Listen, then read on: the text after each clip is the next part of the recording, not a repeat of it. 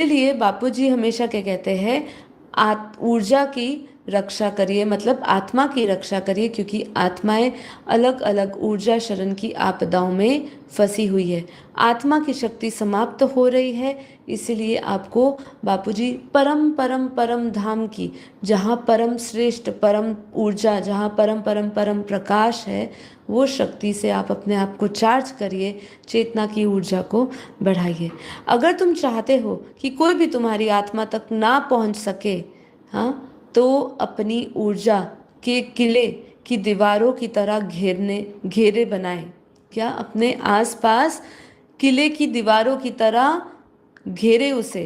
ये सुरक्षा ज्ञान से, योग से, और कौन सा योग, परमात्मा के साथ जुड़ने से, उनकी पावर लेने से आता है।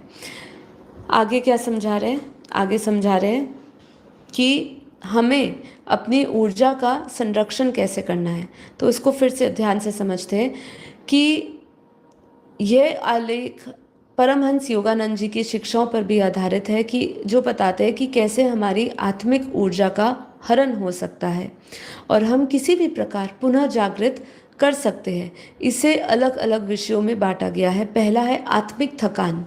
ठीक है, इसको समझिए कि जब शरीर से नहीं, आत्मा से थकते हैं, जब कुछ किया ही नहीं फिर भी ऐसा लगता है जैसे किसी ने सारी ऊर्जा चूस ली हो, तब क्या आपने कभी किसी ऐसा महसूस किया है कि आपने दिन भर कुछ खास नहीं किया, फिर भी थकावट असहनीय हो रही है, आंखें भारी हो रही है, मन बेचैन हो रहा है, भीतर से खालीपन लग रहा है?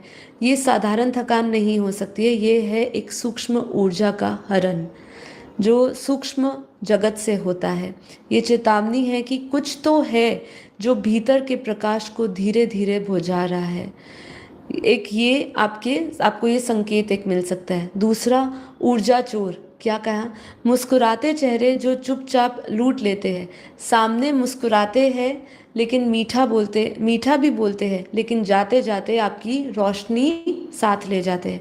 कुछ लोग ऐसे होते हैं जो मीठा बोलते हैं, सहानुभूति जताते हैं, लेकिन उनके साथ समय बिताने के बाद आप थक जाते हैं।